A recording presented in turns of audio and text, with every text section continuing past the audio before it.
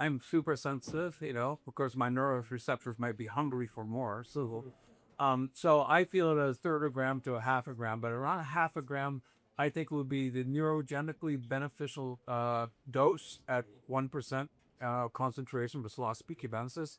We don't know. Let me emphasize that. This is hypothetical. But the idea of a medium dose when you fall asleep is that you have the opportunity for your neurons to regenerate. That's what sleep is doing for you, is helping your body get rid of toxins and rebuild new cellular networks. Neurons are cellular networks, obviously. So the modality that we're increasingly exploring, we have a company called Mycomedica, mycomedica.com, blatant, promotion here. But it's important because we want to get these medicines, to as many people as possible. You don't need a doctor. You don't need to be in a clinic. You got your pillow, dog, right? So you fall asleep with your pillow in medium dose to build new neurons to increase cognitive function, hopefully with psychomotor skills, and also to help you psychologically. So this is a new area that we're sort of, being in the forefront of, and this is something that we've been very carefully considering for a long time. So it's different than microdosing. It is a micro to medium. Sometimes people call it the museum dose. If you know, it's more than you know. oh, we're the museum dose. Let's do it. Okay, so that's the answer to that question. Any other questions for anybody that was at that last session? Okay, good, because you're gonna probably have some more questions from this, so we want to give you plenty of time. I would like Paul to start out with his question that he asked people. Well, as a question that I haven't been having a lot of fun, I've been asking for a number of years. After you answer the question, I'll give you a little bit more context. How many people in this room, it's safe for you to answer, how many people in this room have not done a heroic dose of psilocybin? Have not done it. You meant heroic? More than 30. More than two. Yeah. Well, have not. Keep your hands up if you would. How many people have not done a hero's journey or a heroic dose of psilocybin? Yeah, keep your hands up. Now look around the room at all the people who did not raise their hands. You should talk. There's a question that heroic means like It's a fire dose. It's but it's not like two It's not a party dose. This is where you're seeing the universe. You're having an epiphany about life and multidimensionality. Totally transformational. Thank you. Transformational range. Boy, your color today is just fabby. Of course, I like the color blue, so I like you. So that's Yes, you had a question? Yeah, no, I just have a question because I've done some ayahuasca journeys, but so maybe just to explain, like you're on a hero's journey with psilocybin or, how would you see about easy? Which space,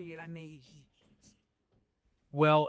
That becomes we could absorb all the time, and but I have a new book called Psilocybin Mushrooms Are Natural Habitats. It's a Penguin Random House, just came out this past year.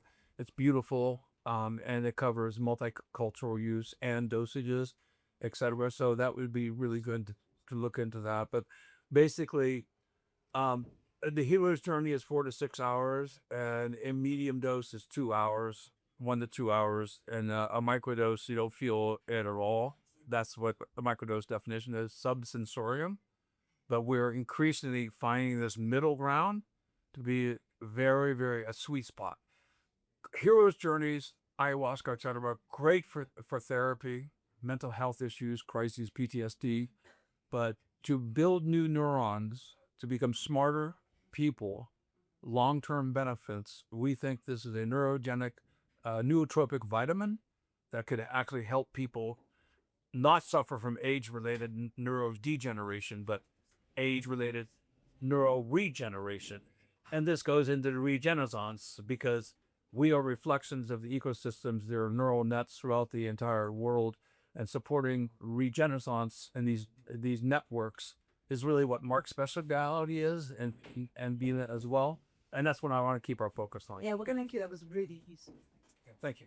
So we started a little unusual. I started with a hum. That's what we call resonance. That's the most universal frequency that we have in every human has that. When we eat a good food, we go, when we like what somebody says, we go, If we don't like what somebody says, we say, And it's something beyond language, beyond cultures all around the world that we're pretty used to doing. And in conversations, we say, okay. And it's a good way to tune ourselves, because when we resonate together, we amplify each other's frequency. I'm not big on introductions, and I feel there was a program and we kind of put our bios and introductions there, but I do not want to hijack you if you're coming to us last minute, to just give you a brief synopsis of who's here, but not anything long, because we don't want to waste time on introductions. I'm Marc Buckley. I wrote the Sustainable Development Goal Manifesto for the United Nations. I'm an earthling, just like Paul and every other one of you here. I hope there's no aliens that have been dropped off from somewhere else here. We all crawled out of the same primordial soup, and so I'm just glad to be here to speak on the Regenaissance and regeneration, and because that is the goal and the direction and the principles of how life has always operated for 4.3 billion years. Our operating system has been a process of symbiosis and regeneration. And once we get closer back to that natural system, that's when things go very well for us. And so I wrote a book about regeneration and the regenerative Regenaissance. And that's why I'm here. Paul, you all know the famous mycologist and the fungi perfecti and micromedica, mycomedica, and many, many other accolades. And his better half, Pam, Much better out. Pam Kryskow, who is a medical doctor and has a great foundation, Roots to Thrive. And I'd love to have you just say a few words about yourself, and then we'll go to Dina. Yeah, I'm a Canadian physician. I am also a psychedelic therapist and work in a nonprofit organization called Roots to Thrive. And that can be found at rootstothrive.com, that does psychedelic therapies with MDMA, psilocybin, and ketamine. And we also have 13 women researchers on that team publishing our outcomes. We also created Canada's first psychedelic assisted therapy program, postgraduate certificate, that trains knowledge keepers, Indigenous elders, doctors, nurses, therapists, all together, preparing for the future of psychedelic therapy being coast to coast in Canada. And Dina Baenninger, I collaborate closely with Marc Buckley on different projects like the Global Regenerative Development Alliance, the Locust Regenerative Foundation, and so on different projects that tackle systemic change, because we deeply believe that we need to address all the issues at once, and at the core of all the problems that we have, I truly believe, is human transformation. And what we do here is bringing up that aspect in a way that could substantially help also this environment at the Davos World Economic Forum. I think human transformation assisted with all what we have since billions of years to finally move beyond talk and into real position for the benefit of all.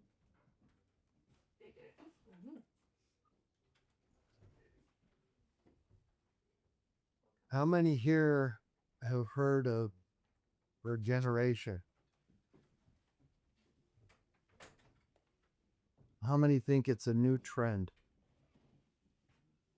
How many think we're going to talk about regenerative agriculture? I got. Hope so. It's the biggest part, actually. It's the biggest part of regeneration because it's the closest tied to nature and the natural world and all the other species and microorganisms.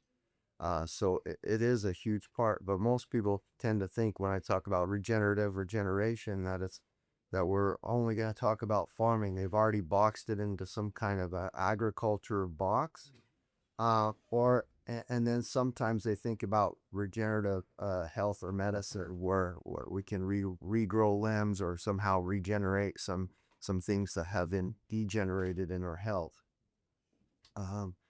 Regeneration, just to bust that myth, it's not a new trend that we want to sell you or have you jump on. It really is, like I mentioned, it's 4.3 billion years old at the very least, if we've got it correct. And it's how life on Earth started. It's a symbiotic process of regeneration. And Paul talks a lot about Luca. And I think this is a good time to kind of explain like a bit about that and the timelines in the mycology. Is that a good transition or not? Yeah, we can do that. It's fun science based on the best genetic tools that we have. We all came from a single organism that formed 4.3 billion years ago called Luca, the last universal common ancestor. The Earth formed 4.5 billion years ago. We're descendants of Luca. And it's basically a protobacterium. And then it elaborated. We were single-celled, our ancestors were single-celled organisms for over 2 billion years. Think about 2 billion years single-celled organisms before we became multicellular. And fungi preceded plants by several hundred million years. And then a common ancestor called a pesticanta branched out as fungi and animals. And some people say that actually fungi preceded animals. Very hard to get the molecular genetic clock on this accurate. But basically, mycelium shows a valve of going underground, externalizing its enzymes to digest nutrients. We went the path of creating a cellular stack. And very quickly, we incorporated bacteria, the mitochondria. These are the engines. So this is the part of the symbiosis. We started creating guilds of cooperating organisms, and life proliferated.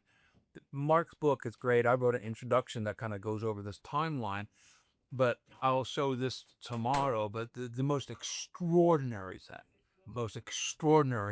recently, I haven't been able to talk about it at this forum, but this has basically happened just recently. In 2016, we sent a probe to an asteroid called Bennu. And Bennu, the probe came back from Bennu in 2023. In November of 2025, NASA released the results of the analysis of Bennu. In the analysis of Bennu are the 4 amino acids that are critical for building DNA. And most excitingly, so we have about 16 of the 20 amino acids now that have been recovered from asteroids, but the 4 ones that build DNA were found on the asteroid. This asteroid originated 4.6 billion years ago, 100 million years before the Earth formed. And most shockingly, in the asteroid, they found tryptophan. Tryptophan decarboxylates into tryptamines. One enzymatic step in liberation of carbon dioxide. Do you understand the implications of this discovery? Molecules of consciousness are spread throughout the entire universe. Serotonin is a tryptamine. Psilocybin is a tryptamine. Psilocybin works because it docks with your receptors. We now have a glimpse into what I've long believed, and for those of us done high journeys, the hero's dose of psilocybin is the universality of consciousness, that we live in one giant consciousness. This gives credibility to that hypothesis. But think of that. Just the liberation of carbon dioxide converts tryptophans to tryptamines. So whether it's DMT, ayahuasca, 5-MeO, psilocybin, psilocin, serotonin, we live in a tryptamine universe. This means that we are a part of one giant universal consciousness. And as a result, we'll have Lucas and other planets. We'll have mycelium on other planets. We'll have animals on other planets. We'll have plants. The amplification of this idea means there are Earths with people we know, in a sense. Future friends are spread throughout the cosmos. Whoa. I think that's cool. So, and it all depends on the ecology of consciousness, and it all depends on the ecology of our habitats. So Regenaissance is a movement to rediscover and be reborn again, and I think we have that opportunity here. Absolutely. And so we're trying to put the context of and the understanding that we're star stuff. The same elements, more than 90% of the elements that formed our Earth, that stardust of what Paul was talking about with Luca, and Carl Sagan was also a big advocate that spoke about this a lot, that we're all stardust made up of star stuff, calcium in our bones, the iron in our blood, the carbon and oxygen and nitrogen. These are the basic elements of life, but more than 90% of the makeup of our body is found right underneath our feet. It's the way our earth is made up. If we looked at the periodic table of human beings and the periodic table of star stuff, it has a 90% correlation. Those elements are in us, and that's why I said, has anybody been dropped off from other planets or other places? We all crawled out of this primordial soup. And so the biggest connection to regeneration is to make sure you understand you won the cosmic lottery to be born, to have those cells and that Luca and everything come together in such a divine, conscious, sentient form that we've now emerged and crawled out of this primordial soup to be born. It's unfathomable that it's like 1 in 1,000, 100 quadrillion likelihood to even be born, but we're made up of the same elements of this earth. And so when we realize that, and that regeneration is the original operating system of life, and it has always worked, and it works very well and very efficiently. And that's really first that connection of regeneration, of symbiosis, and how life works, and the fungi and the bacteria and all the things that we're talking about and the things that can heal us. Paul also talks a lot, or has talked in the past. And I don't want to steal his words, but that we co-evolved with fungi. We branched off from that Luca and evolved to what we are. In every cell, there are 200 mitochondria, which are bacteria that keep us alive. 2015, we found a big discovery in the bacteria tree of life, and the majority of it was in our bodies, on our skin, in our stomachs, and they call the gut the second brain, right? I have a good gut feeling about something. We are nature. We are bacteria. We are fungus. We could not be without them, and we need to realize what the benefit is moving forward in our evolution. And so I wrote this book, and it talks about everything from regenerative agriculture to regenerative economics to that connection. And there's a big section on this because we see around the world today how sustainability has been politicized and even shunned. If you think about the environment or talk about sustainability, that's a bad thing. And I think in many respects, that's good. And I'm going to tell you why. Because sustainability is not sustainable. We are evolutionary beings. We're evolving every second of the day. And if we try to sustain one period of time or one moment of time, that's virtually impossible. Because we're always evolving. In a world that is growing in an exponential manner every second of the day, if we only improve incrementally or we don't continue that evolution, we will fall behind exponentially. Although I love my grandmothers and my grandparents and my great-grandparents' homes, if I kept them looking the same way they were when they first built them, it would look just like this, and it wouldn't be very, probably even worse than this. It wouldn't be very regenerative.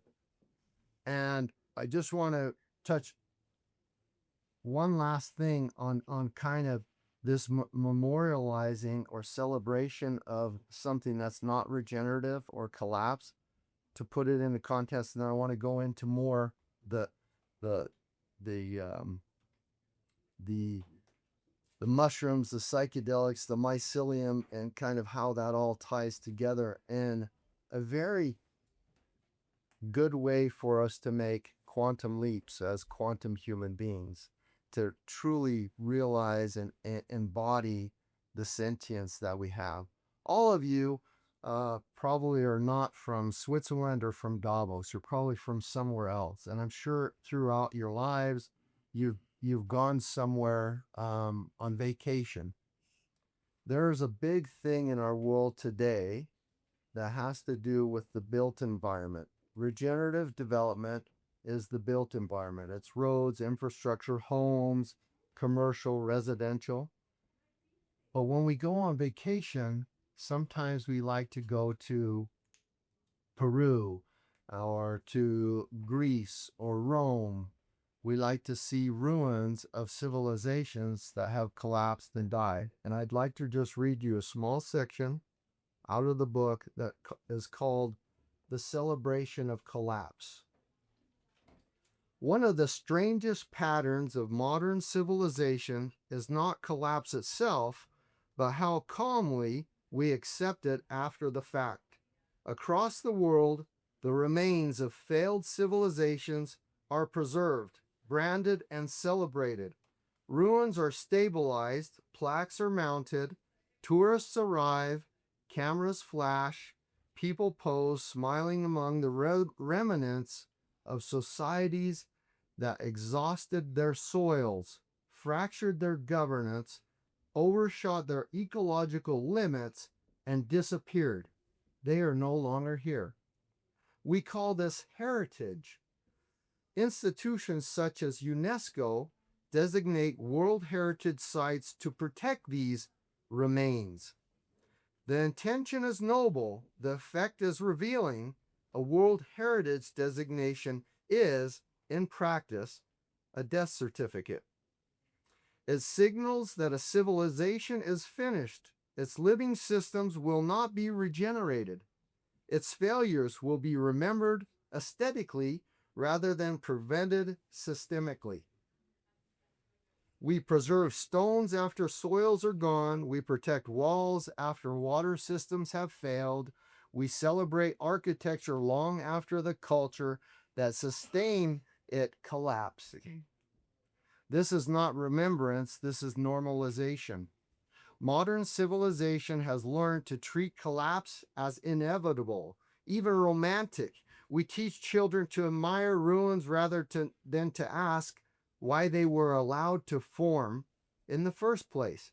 We travel across the planet to witness the remains of dead systems instead of designing living ones that never become ruins at all. This reveals a deeper failure of imagination. A civilization that expects to collapse plans for memory, not continuity. It builds monuments, not resilience. It documents endings rather than redesigning beginnings. Living systems do not behave this way. Forests do not preserve dead trees as destinations. They decompose them, recycle nutrients, and regenerate new growth. Rivers do not enshrine dry channels. They change course, restore flow, and sustain life downstream. Only civilizations freeze failure in place and call it culture. A regenerative civilization would treat every ruin as an emergency signal, not a vacation site. It would read collapse as feedback, not fate. It would intervene early, regenerate soils, repair water cycles, redesign governance, and restore relationships before they collapse. And this would complete the arc. The question is not whether past civilizations fell. The question is why we decided their fate was normal. Homo universalis represents a break in this pattern, not a civilization that preserves its ruins, but one that refuses to create them. A civilization that learns in time, that regenerates continuously, that designs for permanence through adaptation rather than dominance. The end of unsustainable development is not marked by better ruins, it is marked by civilizations that never need them. And now Yeah, when we hear from I want to have Pam and Dina say something. Or this learner. What I love about this sobering thought that where the book brings them I think the opportunity. Right, thank you. Is that as a psychedelic therapist, this one of the things that allow us to see the world that way is we're not seeing ourselves. We're not home with ourselves, and we're not home as nature. And so in what I love about working in this field and why these medicines have to come back in all of across the world as a human right is because it returns us to ourselves. So when we are apart from how we eat, where our food comes from, how we create our food, how we create art, how we create music, how we interact with each other, how we love each other, how we are in community together, these medicines are a faster direct line there. So we can do therapy forever, or we can connect today. And whatever medicine feeds you, and it doesn't have to be a psychedelic medicine, by the way. There's many contemplative ways, but psychedelics are fast, and we're in a time where we need that. And when we come back to ourselves, this is obvious. This is obvious that we live on a beautiful planet of which there is enough for everyone. And there need be no hoarding of resources. That is a mental illness. Hoarding of money, hoarding of resources. You would never sit at home and cut vessels out of your arm. That is a mental illness. Yet we go to our home and we cut it and we take. And so psychedelics have never been needed more than now to bring us back to ourselves so that we land in this place here that is us. We are nature. We have strayed, and the fastest way we can get there is this direct path back to our hearts, back to love, back to community and collaboration, so that we can live joyfully and happy. If this is not a pipe dream, this is what I get to do every single day with patients in Canada. It is attainable, and it is just a privilege. And I really hope that, if nothing else, take that back from wherever you've come. There's no stigma here. There's only science, and these medicines are your human right to get there, because this planet is waiting for us. We're waiting for us to return in unity and joy. Happiness. There's ups and downs still. Don't worry. Don't worry. There's still trauma. But we all deserve so much more. And if we take our place in nature, we're going to get there. And Pam is so right. I just want to say, Pam is so right, because really, you don't have the time to listen to me. You don't have the time to read the books, and you don't sometimes hear the wisdoms from Pam or Paul or anybody else. And the medicine, when you're ready and you take it, is such a fast way to get back to that connection. It has a way to align you to that thing in such a rapid way. And yeah, I just want to close up because we are running out of time, but I would say that mental health is not an isolated discipline, nor is economy's isolated discipline. And in order to health, period, we have to address the health as a holistic approach. Mental health without healthy economy cannot exist. Healthy economy cannot exist if people are disturbed. So we need to bring all these topics into the main forum. And also, when we think about own mental health and mental health of our loved ones or our communities, this book speaks about that we are all connected. Everything is connected. And the psychedelics help people to get that experience for which in ancient times it took years under surveillance of monks or secretive meta societies. This is now accessible publicly. And it is the movement to make it public knowledge that specifically now about psychedelics, of which I'm not the expert, but we have the best ones here. It is something that has existed since the dawn of time. It has been used consciously and unconsciously because it permeates everything on this planet, and making illegal healthy, it would be like making illegal healthy soil. So let's go back to the basics. Let's bring that. If you know that story about the king's new clothes, we need that child speaks truth, so nobody else he can not see again. So It is so true that our health, all of our health, is a microcosmos of the earth around us. If it's unhealthy, if it's all concrete, we're most likely unhealthy. But if our soils, our earth is healthy, our health is usually doing good. maybe we have Any questions? Yes. So, the group here, many of us have had this spiritual transformation, and the people that we need to gather around are typically those who are very stuck in stress, right? Some of our leaders, some of their early trauma David process. How do we make change at the broadest level?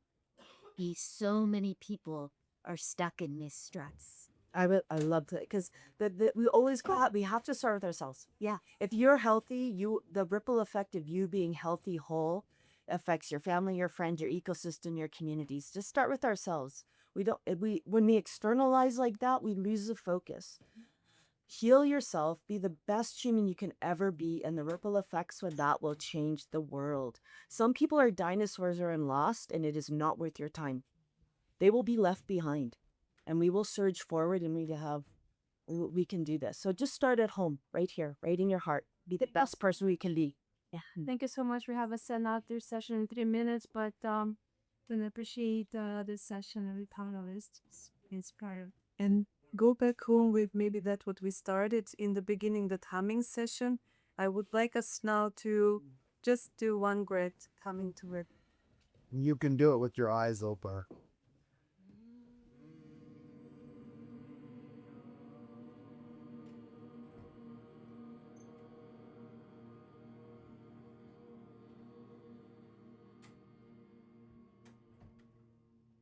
And I want to give you this to bring it with you as a Swiss pocket knife. This is something that we are born with, that we have on us 24/7 from our first breath until the last one.